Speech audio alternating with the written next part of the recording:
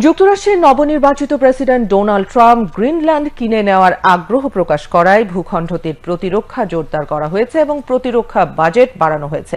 ডেনমার্কের প্রতিরক্ষা মন্ত্রী ট্রোলস লোন পলসেন মঙ্গলবার বলেছেন, এই প্যাকেজ ক্রোনায় 1000 কোটির উপরে ডলারের, তা অন্তত 150 কোটি বলে জানিয়েছে বিবিসি। এই ঘোষণার সময়টিকে ভাগ্যের পরিহাস বলে বর্ণনা করেছেন তিনি।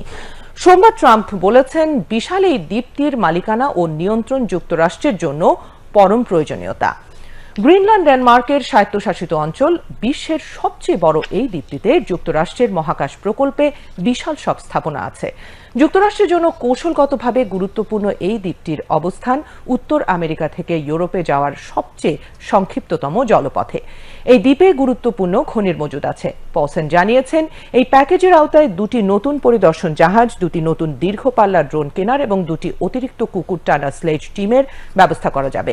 এর আওতায় গ্রিনল্যান্ডের রাজধানী নুকের আর্কটিক কমান্ডের কর্মীর সংখ্যা বাড়ানো এবং দ্বীপটির 3টি বেসামরিক বিমানবন্দরের মধ্যে একটিতে যেন F-35 সুপারসনিক যুদ্ধবিমান ওঠানামা করতে পারে সেই লক্ষ্যে উন্নয়ন করা হবে।